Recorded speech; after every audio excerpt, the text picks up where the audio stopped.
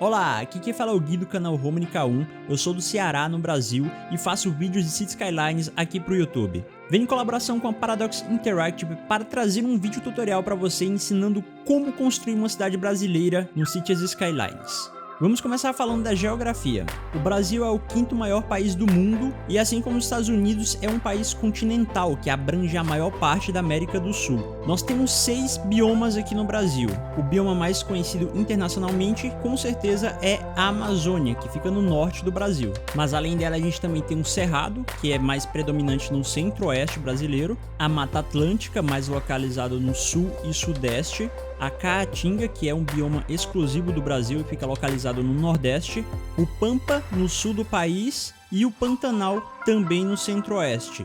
E além desses também tem as áreas de litoral, que é onde ficam nossas belas praias. O Brasil é tão grande que cada estado é como se fosse um pequeno país, com suas próprias características, seu próprio sotaque e a sua própria cultura. Portanto, cada cidade em cada região tem as suas particularidades. Nesse vídeo vou tentar simplificar e falar das características que todas as cidades brasileiras têm em comum. O Brasil foi colonizado por Portugal, que tinha uma forte influência católica, então é comum ver em todas as cidades brasileiras uma praça com uma igreja ou catedral católica no centro da cidade. Outra coisa muito forte em toda a cultura do Brasil é o futebol.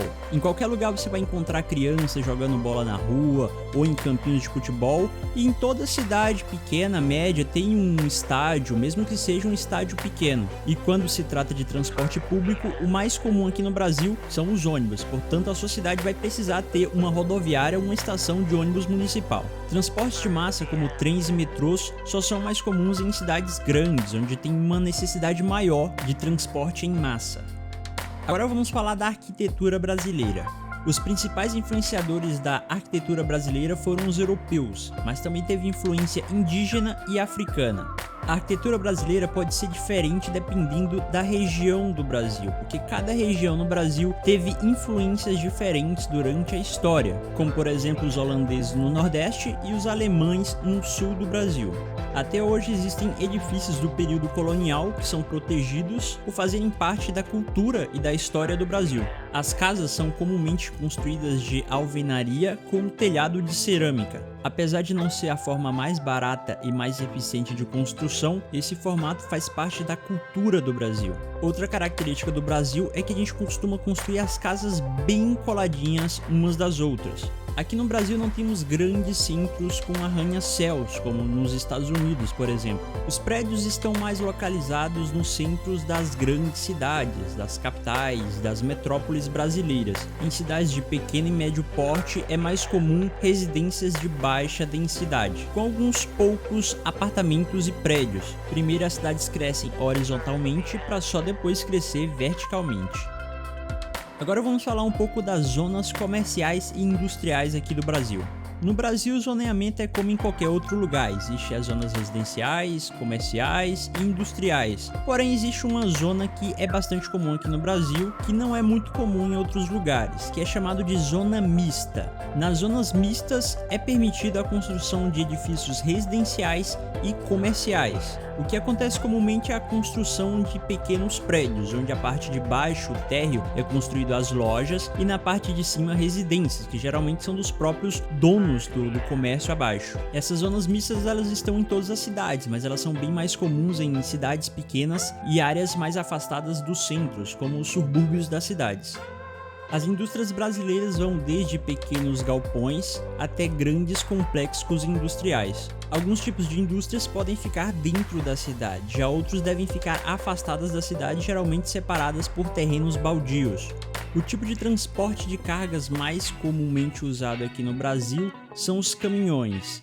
A malha ferroviária no Brasil é pouco explorada, então não é toda cidade que tem trens de carga para transportar as mercadorias das indústrias. Por esse motivo é muito comum ver as indústrias construídas próximas de rodovias.